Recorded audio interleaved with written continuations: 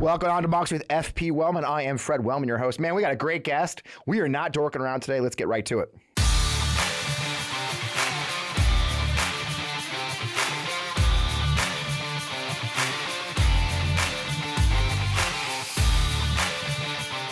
We're back, and there's so much going on in D.C. We had a fun day today trying to book our guest. Congressman Dan Goldman fit us in. He's literally in the cloakroom, so he looks like he's in a phone booth. It's because he is. Sir, it's great to have you with us, Congressman. Actually, if you don't know him, he represents the New York's 10th District, covering parts of Manhattan and Brooklyn.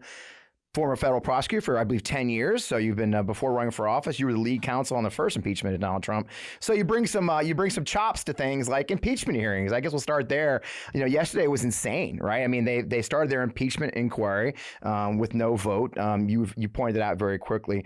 Is this really an impeachment inquiry, or is it something else? Well, it's one of those things where, you know, you can dress up a pig any way you want it, but right. It's still a pig. And that's what this is. You can call this a 9-month investigation, whatever you want to call it. But the reality is that it should be handled by the Department of Justice in an investigation against Hunter Biden. That's what has been going on. This should not be an investigation in Congress because they've had plenty of time to cultivate and develop evidence. Yep. And there just is no evidence right now linking Joe Biden to any wrongdoing whatsoever. So it's become at this point a pure fishing expedition in a desperate attempt to find anything that they can pin on President Biden. And it's all being done at the direction of Donald Trump for his own political benefit. You know, you mentioned that impeachment that I worked on in 2019. You know, the irony, of course, is that this is the exact investigation that Donald Trump tried to extort President Zelensky to do and withheld military assistance that we now know how much Ukraine needs it in order to get that done. President Zelensky, a new president in a country that was under invasion by Russia, desperate for support, both financially and, symbolically from the United States, said no. But House Republicans cannot say no to Donald Trump, and that's why we are where we are. Yeah, you pointed out, I think there's no witnesses. There was no fact witnesses yesterday, right? There was opinions. And as well, your colleagues held to the sign, where's Rudy, right? Where is, you pointed out the number of the witnesses. Devin Archer wasn't there because when he did show up, it blew up their arguments, right? And I think that's a key, right? There just aren't actually factual witnesses or any actual factual evidence at this point, is there? No, and that was one of the points I made is, you know, you're having your first hearing of what you call an impeachment inquiry, and they've gone to great pains to say that it is not an actual impeachment process. It's just an inquiry. Well, I did an impeachment inquiry with the House Intelligence Committee, and we brought in 17 fact witnesses. We had public hearings with 12 fact witnesses who had direct knowledge of the conduct that we were investigating. You have your first hearing, and you bring in witnesses who know nothing about the actual conduct. And worse yet, you bring in witnesses who acknowledge that you don't have evidence to support your argument.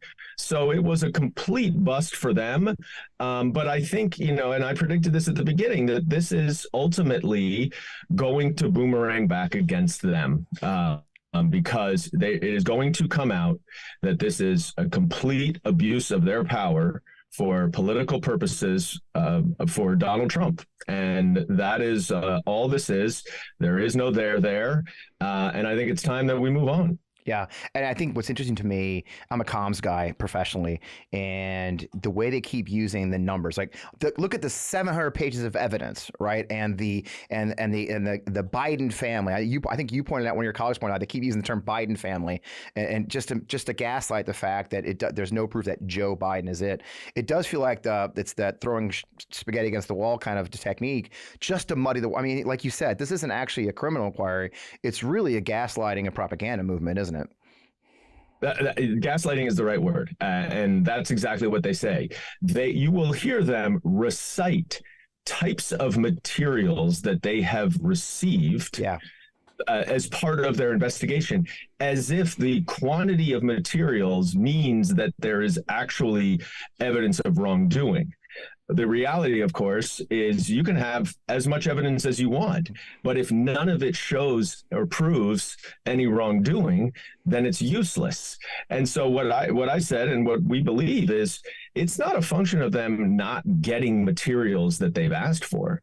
Those materials just don't support their conclusions. Yep. And so instead, what they need to do and what they are doing is they're just lying. They are gaslighting the American people. And I'll give you two examples that really jump out to me. The first is this most recent thing that happened this week where they cited, $250,000 of wire transfers from a Chinese businessman to Hunter Biden. The account that it went into for Hunter Biden has the address of Joe Biden, which Hunter used as his permanent address for a period of time after he got divorced. Right. They are trying to say that because the bank account of Hunter Biden had his father's address, that somehow that means his father was involved in this. It's preposterous. Right. It shows nothing. And then the even more embarrassing part is you saw a couple days ago when Chairman Jason Smith of the Ways and Means Committee holds a press conference because they released 700 pages of private confidential information related to Hunter Biden or related to an ongoing investigation that there is a process to do it, but it was very invasive to a private citizen, and it also potentially undercuts an ongoing investigation. But they released that. And he gets up there and he points out a couple of different documents to show the corruption of Joe Biden and the White House. Yet those documents are dated 2017. Joe Biden was certainly not president and was not vice president. So, and they're talking about how the DOJ intervened in this investigation of Hunter Biden because they prevented the investigators from going after Joe Biden, and that's just President Biden intervening. The emails that they cite are from 2020 when Donald Trump was president, and it was the Trump Justice Department.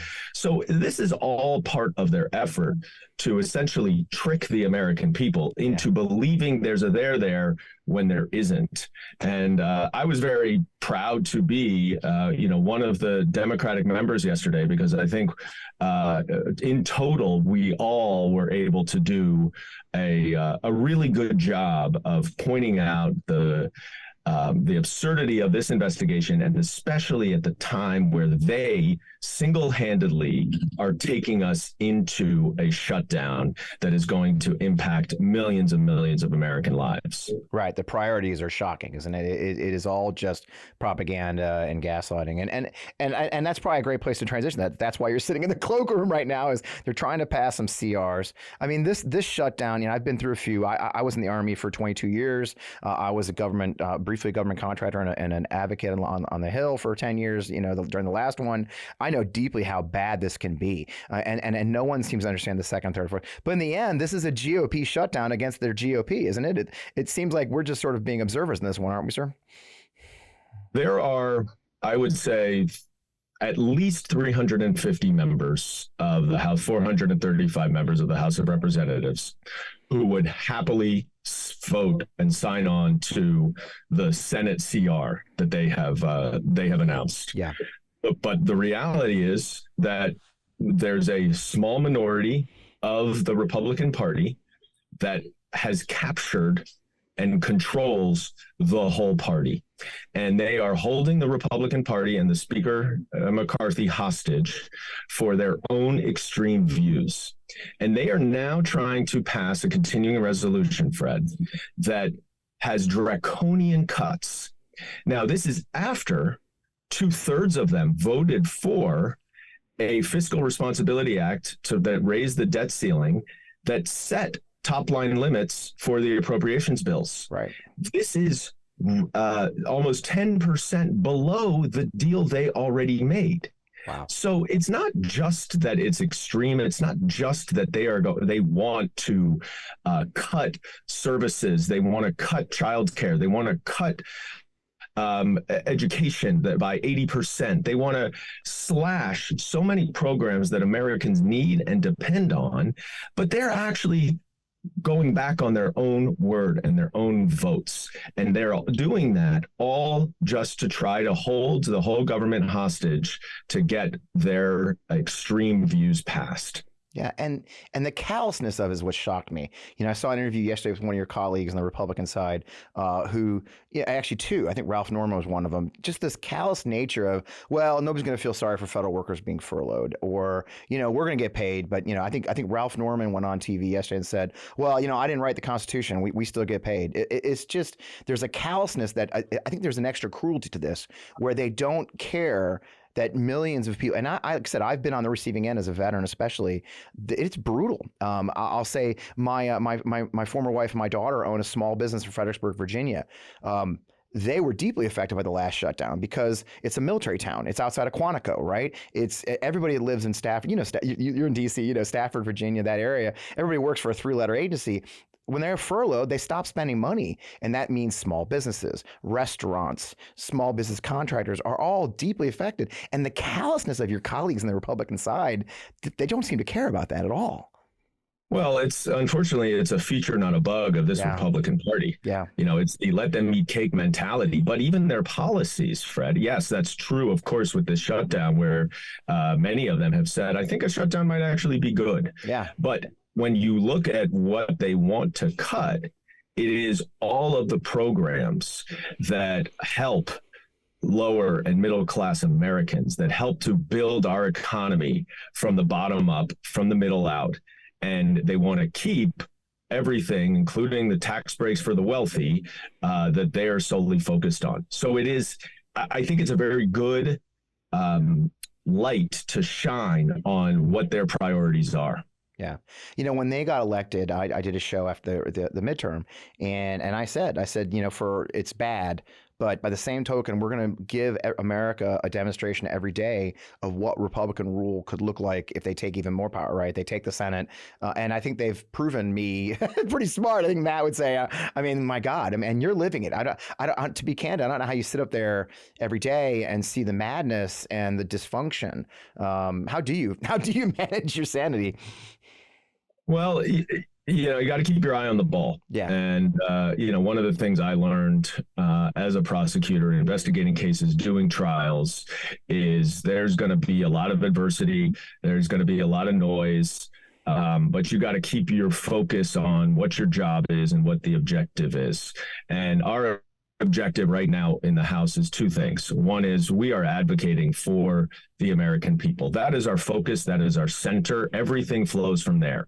Everything that we are trying to do is to help the majority of Americans who need a little boost, who need a little help, who need a little aid, who could use a little extra opportunity just to pursue the American dream and to succeed in this great country. We are also defenders of democracy right now, because there is an absolute authoritarian strain running through the Republican Party, spearheaded, of course, by Donald Trump, who remains in control of that party. And we have to stand up for that. And then the other thing we're doing, which we have to do because you see the problems with us not being in the majority. We are very focused right now on flipping back the House so that the Democrats can be in control and we can have the historic congressional term like we had the last time Democrats were in control, where we passed an incredible infrastructure law. We passed more climate energy subsidies than ever, gun control, manufacturing incentives, semiconductors, technology, the list, we're reducing the price of insulin to $35. There's so much that Democrats were able to accomplish. And when you compare it to what the Republicans are doing right now, they've done nothing. Right. They've done nothing. They are incapable even of getting their own house in order. And they certainly are incapable of dealing with a divided government and actually working to solve problems for the American people. And that's the thing. Everything they've passed has never gone before the Senate. No law. I think Kevin McCarthy said he had like 10 priorities. I believe not any of them have passed. And so we sit there. They sit there battling. But they're not even trying. Right. I mean, that's the thing is their whole objective. I mean, it's kind of pathetic. They clap after every vote that passes at this point, because they've had so many that have failed. That is incredibly unusual, as Speaker Pelosi said last week, when they failed to pass the rule a couple times. Right. You know, that never ever happened in her 15 years as Speaker. And she said, I thought so perfectly. She said, "Yeah, we were really not into that." And it's so right. But they now are clapping when they're passing their extreme bills that have no chance of becoming law. Yeah, I mean, it's basic 101. I think one of the things I talk about a lot in the show is it's not just malevolence, because they are malevolent, I'm sorry to say, but by the same time, they're also super incompetent. I mean, the one rule I always knew, all the years I worked with Congress, both when I was in uniform as a lobbyist and an advocate, was you don't go to a vote without having the votes, right? Like the speaker, I mean, that's one thing Pelosi never did. Pelosi was a master of, she knew her votes, she knew her whip, and it just seems like they can't even whip their own caucus, and they had these votes and they fail. It's incompetence, isn't it? You know, yeah, look, and I'm no fan of Speaker McCarthy. I don't think he's very effective, but there is a portion of his conference that would be more than happy for this place to burn down. Yeah. And essentially for government to just be eradicated. And if you are going to have that kind of nihilistic view, that extremist view, it's very hard to negotiate with someone who doesn't care if the worst case scenario happens. So yes, of course, they don't recognize or acknowledge that we are in divided government. And for anything to get done, they are going to have to work with Democrats. Maybe they don't want to work with House Democrats, but they're going to have to work with Senate Democrats who are in the majority. They're going to have to work with the Democratic president of the United States. And they just are unwilling to engage in that conversation. Yeah, so there's absolutely no government being done. And one of the things I wanted to pull out, you actually put a statement out with yesterday, and it kind of made me think, and it goes to what we were just talking about, this malevolence and incompetence, the Amtrak cuts. I think they wanted to cut, was it 92% for the Northeast corridor? Right? I lived out there. You've been out, you're in New York. And when I walked away from your statement on that was, why? Do you know what I mean? It's like, is it an own the libs thing? Because that's all liberals, you know, what is the goal behind cutting 92% of the funding for the Northeast corridor, the busiest train corridor in America? Well, it's short-sighted. Right. My guess is, you know, my suspicion, of course, they don't necessarily say this, but my suspicion, of course, is those are Democratic states. Right. So why would we give money to Democratic states? The reality, of course, is it is the hub of the economy in this country, and so it will have a trickle-down effect on everywhere. But that is exactly the type of thing that they now, through Donald Trump, everything in their view is partisan. Right. Everything. You know, when they passed the salt, the bill to eliminate salt deduction, the sort of state and local tax deduction, which has a disproportionate impact on blue areas.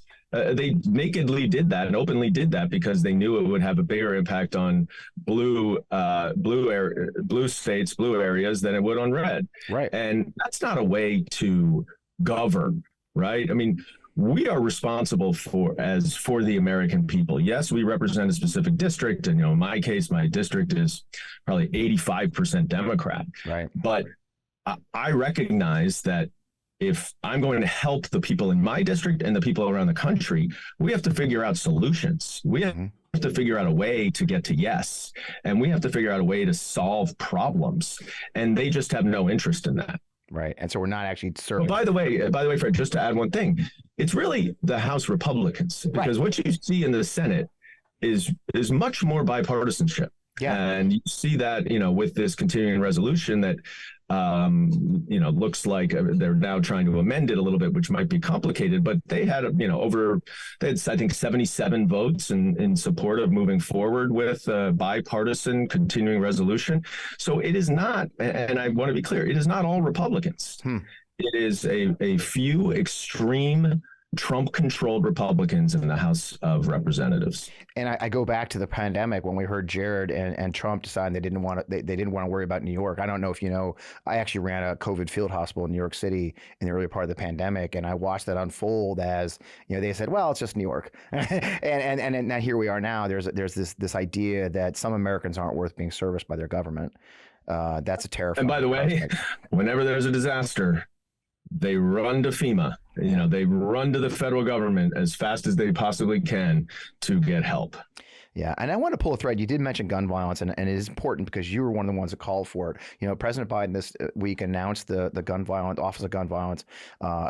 Really incredible. I know that you were one of the ones with Maxwell Frost back in April who called for that. It must feel good to see that come to fruition. What does that mean? I mean, what is this new initiative by President Biden that you've been a champion for, especially as a former federal prosecutor? Gun violence. What does this mean for us, and what does that mean for what you're trying to accomplish? It's a great accomplishment and a great step because it can now centralize all of the federal government's efforts to curb the epidemic and public health emergency of gun violence. Yes. Because gun violence is now the leading cause of death among children in America. Almost every child has active shooter drills. When you and I went to school, we had fire drills. Yep. Now they have active shooter drills. My son in kindergarten last year had an active shooter drill, and he came home and he didn't understand why. He didn't understand what it was about. But it is, and that is something that is not Republican, not Democrat. That is American. And that's why you see such overwhelming majorities in support of common sense gun safety legislation. Yeah. 91% of Americans support background checks. Yeah. And yet the Republicans refuse to pass it. And if there is no better example of the control of special interests than the gun lobby and gun safety legislation. And so, part of what we are advocating for in Congress here is nothing about eradicating the ability to own weapons, to own guns. Yes, we don't think that there should be weapons of war that are owned by civilians, but we just think it should be a regulated industry. Like you would have to get a driver's license to drive, and so many other licenses just essentially go through a process where you can be vetted, where we can make sure that there are regulations to store guns safely. We can make sure that guns do not fall in the hands of people under substance abuse or mental health, but who have due process. This is just basic stuff that is designed just for protection, not to infringe on anyone's right to possess a weapon. And what I'm excited about this office is that it can really centralize a whole of government approach, because there is a public health aspect to this. There is a Department of Education aspect of this with schools.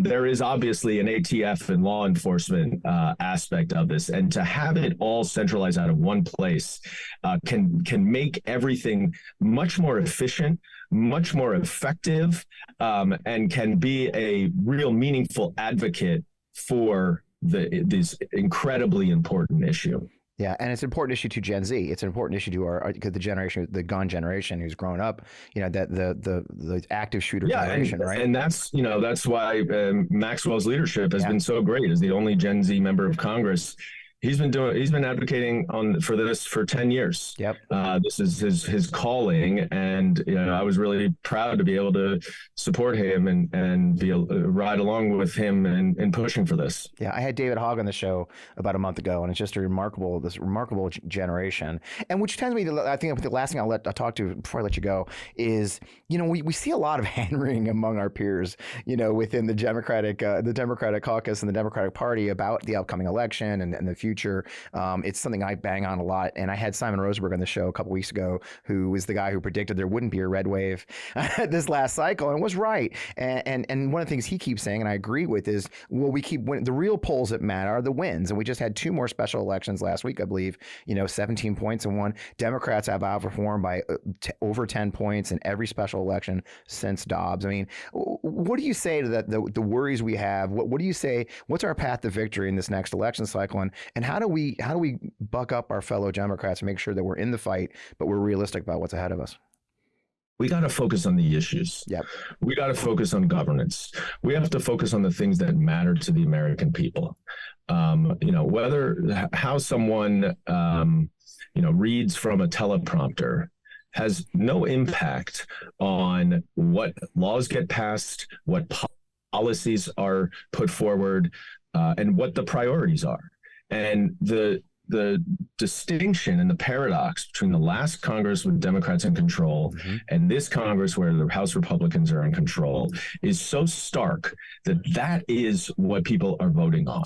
Yeah. Do you want dysfunction and chaos, or do you want real governance, real thoughtful policy, real policies that are designed to maximize help and assistance and incentivize growth for the lower class, for the middle class, so that we can build that economy up and out? And that is what the Democrats stand for. That is what President Biden has accomplished when he's been given that opportunity. And that's what we will be campaigning. It is not, it's not an election about a specific individual. Right. It is an election that is a choice. You are making a choice between democracy and authoritarianism. You are making a choice between safety and danger. You are making a choice between the lower middle class and the Americans who are just looking for that opportunity to pursue the American dream, or the wealthy corporations and wealthy Americans who have benefited from all that this country has to offer. So I think we will be out there really, really banging the drum about the stark difference between these two parties right now. Yeah, and I think that's where people like us come in here, the Midas Touch Network and the community around the On Democracy community, which is we're going to weigh out the chaos. We're reminding people. I think people have gotten comfortable in the last 2 years, 3 years, forgetting just how chaotic it was for a while there. We had daily briefings talking about bleaching or putting bleach in our veins and stuff. I think it's easy to forget. People have got a rose-colored glass approach and short memories of the chaos. I think a lot of us who are a little bit more of the black hats in this community, are going to have to go out. And while you keep governing, folks like us here at the Midas Touch Network will be reminding folks just how bad it was. So I know you got to go vote. So I'm going to let you go do that because that's more important than this. Thank you. I cannot believe you took time for us, sir. Thank you so much in the middle of everything. Please keep up the fight. We appreciate what you're doing for us. Thanks so much for having me, Fred. Great to be with you. Likewise. Great conversation, quick conversation. One of our most interesting conversations I think I've had. I don't know if you know this, but today is the 52nd episode in studio of On Democracy. A lot of you just joined us when we joined the Midas Touch Network. There's a little secret. There's an On Democracy podcast YouTube channel. If you want to go follow it, I'd love it. We'd love to have you there. We're going to be doing some cool stuff with that in the new year. But we started On Democracy podcast a year ago today. This is our 52nd episode. I've never missed a date. Matt's very proud of me. I've never missed a week. I don't know how I did that. I'm going to need to take a vacation some point, I imagine. However, we've been here every week with you. If you go back, you go to On Democracy Podcast on YouTube channel, the YouTube channel. We'll put a link in the bio there. You can go check it out. That's where all of our old shows you've never seen before with really cool people. We go back to Steve Schmidt and Rachel Vindman and Bill Crystal was on and Sold Out O'Brien. We got some great shows. A little bit of a different format, but it's still kind of fun. So we'd love you to check us out, man. Just thank you for being part of this community for a year as we build this out here on the Midas Touch Network. The last thing I want to touch on, and we're going to keep this episode a little tighter, is today, as I was coming in the studio, I saw that General Milley is doing his retirement ceremony at the Pentagon. And he said something very key. He said, there's a clip. Actually, let's run the clip, Matt. We don't take an oath to a tribe. We don't take an oath to a religion. We don't take an oath to a king or a queen or to a tyrant or a dictator. And we don't take an oath to a wannabe dictator. We don't take an oath to an individual. We take an oath to the Constitution, and we take an oath to the idea that it's America, and we're willing to die to protect it. Every soldier, sailor, airman, Marine, Guardian, and Coast Guardsman, each of us commits our very life to protect and defend that document, regardless of personal price. That's it. I've disagreed with General Milley on a lot of things, and we're not going to get into that. A lot of people have great high opinions. He's done some remarkable things for our country, but I cannot agree more forcefully, more directly with that clip and that statement within his speech. The fact is, the United States military swears an oath to the Constitution of the United States, uphold and defend the Constitution against all enemies, foreign and domestic. I swore that oath July 6th, I think, 1983. Boy, I'm old. On the plane at West Point. I was just up at West Point last week, and it was remarkable to stand there where I raised my right hand for the first time to swear an oath to the Constitution in 1983, and then went on to serve well, 26 more years from there, and swore that oath multiple times at every promotion. And it matters. And it matters to this nation and the future of this nation that we have military leaders who've never forgotten that. It's unfortunate we have those who would besmirch that. We have those who try to divide our military, like Mr. Tuberville, who got ridiculed yesterday in the Senate when he said that no one on the Veterans Affairs, or I think the House or the Senate Armed Services Committee, no one's more military than him. He was sitting on a panel with 4 military veterans of multi-decades, to include 3 combat veterans. But Tommy Tuberville, football coach, said nobody's more military than him. The ridiculousness of what we see in the GOP never fails. However, the one rock we must have is an apolitical military that swears their oath to the Constitution, never gets it. So kudos to General Milley. He's had an exceptional career over 40 years in uniform. There's no way you can say that wasn't a remarkable thing, and to be proud of what he did. He faced very, very difficult circumstances, and I gave him a lot of, although we had our differences on some professional issues that we dealt with within the veterans world and everything else, it's neither here nor there. In the end, what matters is, do you remember your oath? You know, it kind of reminds me of the joke I make a lot, which is I look forward to the day where I can argue tax policy with my peers on the Republican side of the aisle again. You know, trickle-down economics versus democracy versus fascism, right?